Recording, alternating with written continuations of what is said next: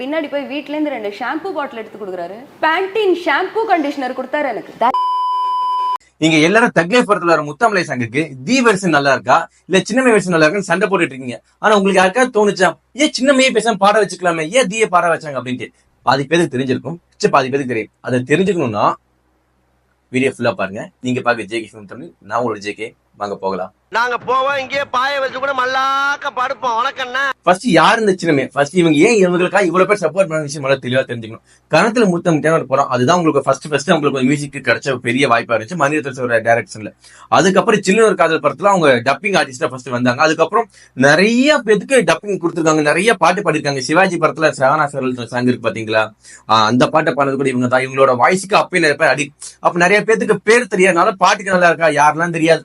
ஒரு சில பேர் 4-5 பேர் பெரிய ஆர்டிஸ்ட் இருப்பாங்க, நல்லா பாடுவார், இளையராஜா பாடுவார் அப்படின்னு 4-5 பேருக்கு மட்டும் அந்த ரெகக்னிகேஷன் போயிட்டு இருக்கு. மிச்ச பேத்துல அதுல மிஸ் ஆனாங்க தான் இவங்களும். சோ அந்த மாதிரி நிறைய நல்ல பாட்டு வச்சிருந்தாங்க. என்னடா திடீர்னு அந்த மாதிரி வாய்ஸை காணமே அப்படின்னு நம்ம கவனிக்கல. ஏன்னா அடுத்தடுத்த புது ஆக்டர்ஸ், புது சிங்கர்ஸ், புது மியூசிக் டைரக்டர் நிறைய பேர் உள்ள வந்தனால இவங்க போனதை நம்ம சரியா கவனிக்கல, பர்சனல் விட்டாச்சு. ஆனா என்னன்னு பார்க்கும்போது ஒரு 5-6 வருஷத்துக்கு முன்னாடி மீட்டு அப்படின்ற ஒரு ஹேஷ்டாக் ஒன்று செம்ம வைரலா போயிடுது. என்ன அப்படின்னா, ஒரு பெண் ஒரு ஆணால பாலியல் வன்கொடுமைப்படுறாங்க இல்ல ஏதாச்சும் தொந்தரவு படுறாங்க அப்படின்னா அதை வெளிப்படையா சொல்றதா அந்த மீட்டு, நானும் இந்த ஃபேஸ் பண்ணியிருக்கேன் இந்த பிரச்சனை அப்படிங்கிற ஒரு மீட்டு ஹேஷ்டாக் ஒன்று செம்மையா போயிடுச்சு. சப்போர்ட்டா ஃப்ரெண்ட்ஸா நிக்கிற அரசியல்வாதி என் பெண் குழந்தை ஒரு 2 மணி நேரமோ 1/2 மணி நேரமோ ஹாஃப் அன் ஹவரோ அவரோட தனியா இருந்தா என் பொண்ணு சேஃபா இருக்கான்னு சொல்லுங்க. இந்த பொண்ணு மேல என்னால கை வைக்க முடியும், நான் கை வைக்கிறேன். அந்த அளவுக்கு அந்த ஆளுக்கு தைரியம் இருந்தது, அவருக்கு அரசியல் பலம் இருக்கு, இன்னும் இருக்கு. அந்த ஆளுக்கு சப்போர்ட். அதுக்கு ஒன் ஆஃப் த ரீசன் இவங்கள ஒருத்தர் தான். இவங்க என்ன பண்ணிருக்காங்க அப்படின்னா, சின்னமை என்ன பண்ணிருக்காங்க, வைரமுத்து சார் எனக்கு பாலியல் வன்கொடுமை பண்ணிட்டாரு, அந்த மாதிரி தொந்தரவு கொடுத்திருக்காரு அப்படின்ட்டு ஒரு யூடியூப்லயே ஏதோ ஒரு ஸ்டேட்மெண்ட் ஒன்று கொடுத்துறாங்க. அதை பின்தொடர்ந்து நிறைய இன்ஃபுளுசர், நிறைய ஆக்டர்ஸ், நிறைய சாதாரண பெண்மணிகளை எனக்கு இந்த மாதிரி தொந்தரவு வந்துச்சு, என்னையே இந்த மாதிரி அட்ஜஸ்ட்மெண்ட் கூப்பிட்டாங்க, என்ன இந்த மாதிரி தப்பா பேசினாங்க வச்சாங்கிட்டு நிறைய பேர் அவங்க ஸ்டேட்மெண்ட்டை வச்சப்போ எக்ஸ்பீரியன்ஸ் வைரமுத்து அவர் எல்லா சிங்கர்ஸ்க்கும் கால் பண்ணி இந்த மாதிரி தான் பேசுவார். வீட்டுக்கு மாமா வாமா உனக்கு ஒரு பரிசு கொடுக்கணும் அப்படின்னு. நான் தனியா போல பாட்டியை கூட்டிட்டு போனேன். நீங்க என்னமோ பரிசு கொடுக்கணும்னு சொன்னீங்களாமே, அந்த ஆள் பரிசுக்கு ரெடியே இல்ல, தொடரத்துக்காண்டி தான் என்ன கூப்பிட்டாரு. பரிசுன்னு உடனே பதறிட்டாரு. பின்னாடி போய் வீட்ல இருந்து 2 ஷாம்பு பாட்டில் எடுத்து கொடுக்குறாரு. பேண்டீன் ஷாம்பு கண்டிஷனர் கொடுத்தாரு எனக்கு. இது பெரிய மீட்டு ஹேஷ்டாக் ரொம்ப பெருசா போச்சு. அதை பின்தொடர்ந்து நல்லா போயிட்டு இருக்கு அப்படின்னு பார்க்கும்போது டக்குன்னு பார்த்தா இவங்க ஒரு நல்ல சிங்கர், நல்ல டப்பிங் ஆர்டிஸ்ட், அது எல்லாத்துக்குமே தெரியும், நிறைய டப்பிங் பண்ணிருக்காங்க.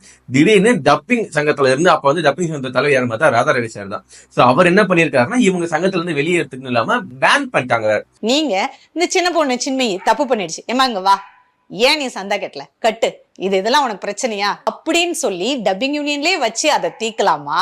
உங்களுடைய இதெல்லாம் நான் பதில் சொல்றதுக்கு இங்கே இல்லை. நான் எதுக்கு வேஸ்டா போயிட்டு இந்த சின்மை ஏன் எடுத்தீங்க, இதை எடுத்தீங்கன்னா இதெல்லாம் எங்களுக்கு ஒரு டாபிக்கே கிடையாது. என்ன மாதிரி பேன் பண்றாங்க அப்படின்னா, சரி பேன் 2-3 பேன் இருக்கு. சோ நாங்க உங்களுக்கு கொடுக்க மாட்டோம், நீ வெளியே எங்கேயா டப்பிங் பண்ணிக்கோ, அதாவது தமிழ்நாட்டுல நாங்க கொடுக்க மாட்டோம், சின்ன சின்ன மூவிஸ் ஏதாச்சும் பண்ணிக்கோ அப்படி பேன். இவங்க என்ன பண்ணா, நீ பாடவும் கூடாது, டப்பிங்கும் பண்ணக்கூடாது, உன்னோட வாய்ஸ் இனிமே எந்த மூவிஸ்ல வரக்கூடாதுன்னு கம்ப்ளீட்டா பேன் பண்ணிட்டாங்க. அவங்க கிட்ட டப்பிங் பண்ணி பாட்டு பாடி ஒரு 5-6 வருஷம் ஆச்சு. எதுக்கு சார் பேன் பண்ணி கேட்கும்போது கம்ப்ளீட்டான ஒரு ரீசனே அவங்க சொல்லவே கிடையாது. 10,000 இன்னும் என்ன அப்படின்னா, ஏதோ ஜிஎஸ்டி கட்டல அப்படின்ட்டு. அது எவ்வளவு சின்ன சம்திங் லாக்ஸ் கணக்குல, ரொம்ப 1000 அமௌண்ட்ல ஜிஎஸ்டி கட்டல, அதனால ஏதோ நீங்க தப்பு பண்ணீங்க அப்படின்ட்டு ஒரு காரணமா வச்சு பேன் பண்ணிட்டாங்க அப்படின்ட்டு சொல்லியிருக்காங்க. அவங்க ஒரு எவ்வளவு ஏர்ன் பண்ணுவாங்க, ஒரு 1000 கணக்குல ஜிஎஸ்டி கட்ட மாதிரி ஏதோ பிளான் பண்ணி ஒன்று பண்ணிட்டாங்க. சோ அதுல வெளியே வந்த அவங்க ஒரு 5-6 வருஷமா பாடவே கிடையாது, ரொம்ப மன உளைச்சல இருந்திருக்காங்க. அதுக்கப்புறம் நிறைய பேர் பார்க்கும் போல நிறைய சொல்லியிருக்காங்க, எனக்கு ஏஆர் ரஹ்மான் சார் தான் நிறைய லைஃப் கொடுத்துருக்காரு, எனக்கு இப்ப இந்த நிமிஷம் வரைக்கும் வைரமுத்து சார் அவங்க கம்ப்ளைண்ட் பண்ணிட்டு ஏதோ ஒன்று சொல்லித்தான் இருப்பாங்க. சோ அது ரொம்ப பெரிய இஷ்யூ போயிருந்துச்சு. மணிரத்னம் சார் படத்துல அந்த முத்தமலைங்கிற சாங் தி தான் பாடியிருக்காங்க, அதுவும் நல்லா ஹிட்டா தான் போயிட்டு இருந்துச்சு. ஆனா அந்த ஏஆர் ரஹ்மான் சார் இருக்காரு பாத்தீங்களா, குசுமுக்கார அந்த மனுஷன் எங்க அசிங்கப்பட்டியோ அந்த இடத்துல கௌரவப்படுத்துவா அப்படின்ட்டு அந்த ஸ்டேஜ் மேலே அந்த பாட்டை பாட வச்சாரு. இப்பயும் ஸ்பாட்டிஃபைல போய் கேட்டா தியோட சாங் தான், அந்த தியோட வாய்ஸ்ல முத்தமலை சாங் வரும். இருந்தாலும் எனக்கு அதை கேட்க அந்த அளவுக்கு சரியா பிடிக்கல. ஆனா யூடியூப்ல போயிட்டு சின்னமையோட அந்த வாய்ஸ்ல கேட்கும்போது ஒரு ஸ்டில் ஒரு மெலிட் இருந்துச்சு.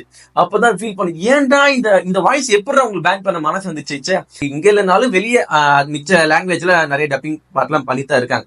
இருந்தாலும் தமிழ் சினிமா அவங்களை மிஸ் பண்ணி வச்சவங்களுக்கு ரொம்ப ஃபீலா இருக்கு. எதுக்கு இந்த வீடியோ அப்படின்னா, ஒருவேளை அவங்க எதுக்கு இத்தனை நாள பாராமட்டும் உங்களுக்கு தெரிஞ்சிருச்சு அப்படின்னா, மறக்காம சப்போர்ட் சின்ன மீது ஹேஷ்டாக் செமையா ட்ரெண்ட் ஆகிட்டு இருக்கு. டீட்டெயில் தெரிஞ்சிருச்சா இப்ப ஒரு பெண்ணை நம்ம ஒரு தள்ளி போட்டோம் அப்படின்னா இந்த மாதிரி நிறைய ஆர்டிஸ்ட் நிறைய திறமை உள்ளவங்க இது மாதிரி பேக் போயிட்டே இருப்பாங்க.